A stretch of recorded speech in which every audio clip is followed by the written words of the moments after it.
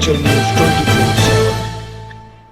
स्वागत है आपका हिमाचल न्यूज 24/7 में और मैं हूं आपके साथ आंचल मोंगिया। आज चंबा मुख्यालय के होटल ईरावती में हिमाचल प्रदेश संयुक्त कर्मचारी महासंघ ने एक प्रेस वार्ता की, जिसकी अध्यक्षता प्रदेश अध्यक्ष वीरेंद्र चौहान ने की। उन्होंने कहा, प्रदेश सरकार द्वारा पिछले कुछ समय से कर्मचारी महासंघ के उच्च पदों पर बैठे लोगों की ट्रांसफर की जा रही है, जिसको लेकर कर्मचारी महासंघ में काफी रोष है। हालांकि प्रदेश अध्यक्ष वीरेंद्र चौहान इस बात के लिए प्रदेश के मुख्यमंत्री जयराम ठाकुर का धन्यवाद कर रहे थे, क्योंकि उन्हें शिमला से चंबा तक जितने भी जिले हैं उनमें कर्मचारियों से मिलने का मौका मिलेगा और वे उनकी भी मांगों को सरकार के समक्ष पहुंचाने का काम करेंगे। इस प्रेस वार्ता के दौरान उन्होंने कर्मचारियों की मांगों को लेकर भी चर्चा की।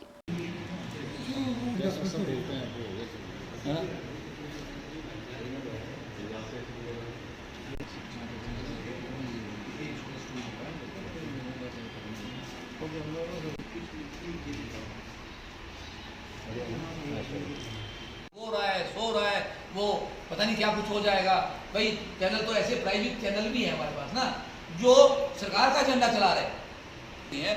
कुछ हमारे चैनल भी जो है सरकार के एजेंडे पे काम कर रहे हैं। ठीक है, उनका अपना काम है, उनको भी हम स्वागत करते हैं। नहीं है आपको बताना, चंबा में सेवाएं देने में आपत्ति क्यों? क्या चंबा हिमाचल प्रदेश का हिस्सा नहीं है?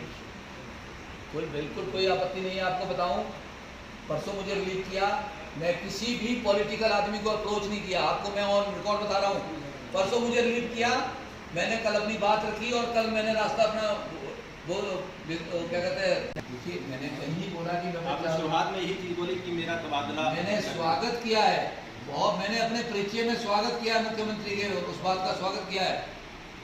इसलिए स्वागत किया है कि हमें लोगों के बीच जाने का मौका मिला। हम तो घूमना चाहते हैं। अगर प्रदेश के अंदर हिमाचल सरकार के द्वारा जो कर्मचारियों की आवाज़ उठाने वाले संगठन है, उनको समय समय पर सरकार ने एक दमनकारी नीति के तहत जो है कुचलने का काम किया है। उसी कड़ी में हमारे जो संयुक्त कर्मचारी महासंघ के वित्त सचिव है खमेंद्र गुप्ता जी, इनको चंबा स्थानांतरित किया है और ये यहाँ पे काफ़ी समय पहले, आप देख रहे हैं 1 महीने पहले यहाँ पे अपनी ज्वाइनिंग दे चुके हैं। और उसके बाद मुझे भी उसी समय चंबा के चांजू स्कूल में मेरा स्थानांतरण किया है। मैं भी कार्यभार मुक्त होकर आज ही शायद स्कूल में अपना पदभार ग्रहण करूंगा। और इसी तरह से हमारे हिमाचल राज्य अध्यापक संघ के जो हमारे चीफ पैटर्न हैं और संयुक्त कर्मचारी महासंघ में भी एडवाइज़र है, इनका भी स्थानांतरण आपको कहूँ उत्तराखंड की बाउंड्री पे किया है। और ऐसे अनेकों कर्मचारियों का स्थानांतरण किया है। मैं उसके लिए विशेषकर माननीय मुख्यमंत्री का आभार भी व्यक्त करना चाहूँगा कि आपने कम से कम मुझे यहाँ पहुँचा के 6-7 जिलों को स्ट्रेंथन करने का मौका जो मुझे दिया है। क्योंकि मैं कोशिश करता था कि मैं चंबा भी जाऊँ, बहुत बार आया हूँ, मैं कांगड़ा भी जाऊँ या फिर और ज़िलों में भी जाऊं, पर इतना समय नहीं निकलता था। तो अब मुझे बार बार आना पड़ेगा क्योंकि मेरा स्थानांतरण यहाँ हुआ है। तो इस बहाने में लगभग 7 जिलों को करते करते आते आते मैं संगठन की कार्रवाई करूँगा, संगठन की जो गतिविधियाँ हैं उसको तेज़ करूँगा और जो मुद्दे हैं हिमाचल प्रदेश के कर्मचारियों के उसको आप प्रेस बंधुओं के माध्यम से सरकार तक पहुंचाने का काम करूंगा। इसके लिए तो मैं माननीय मुख्यमंत्री को बधाई देना चाहता हूं और उनका धन्यवाद भी करना चाहता हूं। कर्मचारी सरकार की, किसी भी सरकार की रीढ़ की हड्डी होती है और जिस सरकार ने अपनी रीढ़ की हड्डी को नहीं बचाया वो सरकार सीधी खड़ी नहीं हो सकती है। हो सकता है मेरे जो कुछ बंधु हैं, कर्मचारी बंधु, जो सरकार की गोदी में खेल रहे हैं और कर्मचारियों का शोषण कर रहे हैं, उनके साथ खिलवाड़ कर रहे हैं और अपने व्यक्तिगत जो उनका एजेंडा है वो बड़ा बढ़िया चल रहा है और उसमें वो बड़े मज़ा ले रहे हैं। क्योंकि कुछ ऐसे हमारे शिक्षक साथी भी हैं जो शिक्षा के लिए बने हैं, जिनको तनख्वाह, जो भारत सरकार, तनख्वाह कहाँ से जाती है? पब्लिक के पैसे से जाती है, पब्लिक के टैक्स से जाती है, आम आदमी से तनख्वाह मिलती है। सरकार कोई खुद पैसा तैयार नहीं करती है। वो पब्लिक का पैसा जो है किसके लिए मिल रहा है? हमें किसके लिए मिल रहा है? बच्चे पढ़ाने के लिए मिल रहा है। कुछ मेरे ऐसे बंधु भी हैं जिन्होंने 5 साल में स्कूल का दरवाज़ा नहीं देखा है, जिन्होंने 5 साल में 1 रुपये का काम नहीं किया, पर लेकिन उन्होंने चाटुकारिता की सारी हदें लांघ दी है। वो सरकार के स्पोक्समैन बने हैं, सरकार को मिसगाइड कर रहे हैं। और ना जाने मैं आपको कहूँ, आज भी 100 से ज़्यादा लोग डायरेक्टरेट में हमारे शिक्षा विभाग में बैठे हुए हैं। अगर मैं शिक्षकों की बात करूं तो किस इससे बैठे हैं, क्या उनके ऊपर 45 किलोमीटर का रेडियस जो सरकार बार बार क्लेम करती है, कोर्ट में भी देती है कि 45 किलोमीटर के रेडियस के अंदर लोग बैठे जिसलिए हम उनको स्थानांतरण कर रहे हैं, उनके ऊपर क्या लागू नहीं होता। सरकार दलील देती है बार बार न्यायालय में कि हमारी पॉलिसी है कि हम दूर दराज के क्षेत्रों में टीचर्स भेजेंगे, तो क्या वो टीचर वहाँ भेजने के लिए वो एलिजिबल नहीं है? क्या उनको नहीं भेजा जा सकता? क्या वो वहाँ पर बैठ के मुफ्त की तनख्वाह लेंगे? तो मैं ये हिमाचल प्रदेश के मुख्यमंत्री से सबसे पहले पूछना चाहता हूँ कि जो लोग आपने शिक्षा विभाग में बैठा रखे हैं, उनकी तनख्वाह कहाँ से निकाल रहे हैं आप?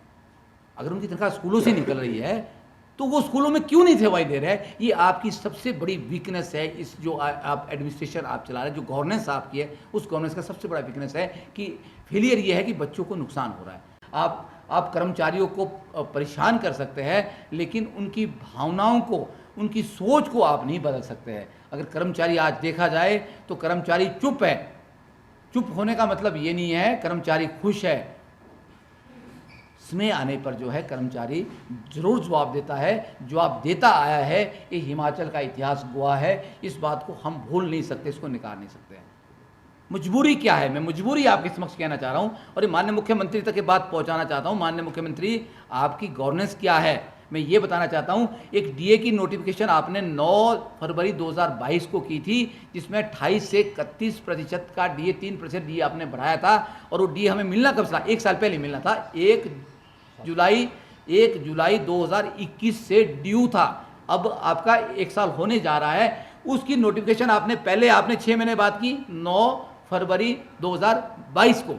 लेकिन देखिए विडंबना क्या है, अगर हम फिर भी नहीं बोलेंगे तो मुझे लगता है कि हमें पढ़ा लिखा होने या लीडरशिप होने के में तो लानत है। उन लोगों पे भी लानत है जो अपनी मुंह से वो आवाज़ नहीं बोल सकते कि आप 9 फरवरी 2022 की नोटिफिकेशन, जिसमें 3% डीए बढ़ना था कर्मचारियों का, वो मई की सैलरी में भी नहीं लगी है।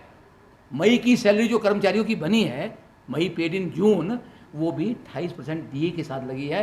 क्यों लगी है? उसके लिए कौन, किसकी जवाबदेही बनती है? मैं ये माननीय मुख्यमंत्री से पूछना चाहता हूं कि आपके अधिकारियों की जवाबदेही है कि आपकी जवाबदेही है? आपने प्रिंसिपल को एडॉक आप करते हैं, बोलते हैं गेस्टेड पोस्ट है।